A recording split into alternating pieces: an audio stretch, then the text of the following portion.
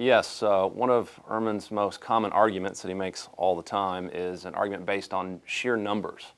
Ehrman likes to quote numbers of variants within the New Testament textual tradition, 200,000, 300,000, even 400,000 of these particular numbers. Numbers mean a lot to Ehrman. In fact, on that basis alone, he makes all sorts of declarations and conclusions about whether the New Testament can be trusted and can be relied upon. Even says that there's more differences in our manuscripts than words in the New Testament. That's a very intimidating thing to learn when you hear it from a professor, but the problem is Ehrman leaves a lot of things out of the equation, which he doesn't actually include in his book in the way they ought to be declared, nor does he tell his students that make those numbers look very different than they do at first glance. Let me just mention what a few of those things are.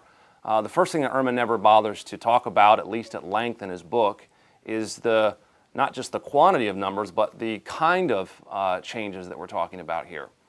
So it's not just quantity, but quality that's in view. What kind of changes are we talking about?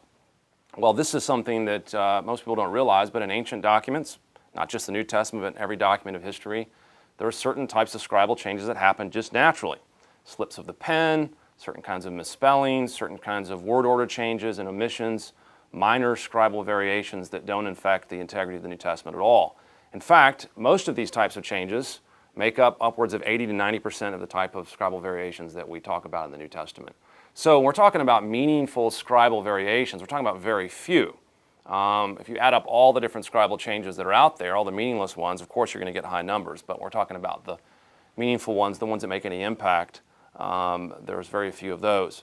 But then there's a second thing that Ehrman doesn't bother to mention, and that is even of those small numbers of variants within the textual tradition that would be meaningful, we can determine which of those readings were original and which were not.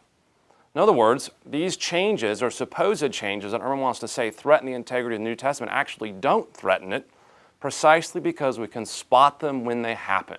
We can see when a scribe has made a mistake. We can see when a change has been made. And since we can spot those things within the manuscript tradition, they don't threaten the overall integrity of the New Testament text.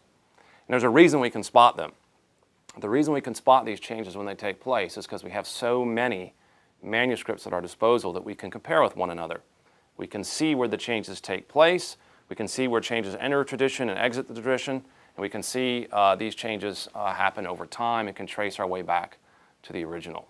So that really is a third thing that Ehrman doesn't discuss. And this perhaps is the most remarkable thing, and that is the reason we have so many textual variations is for this simple fact that we have so many more manuscripts than any other document of ancient history.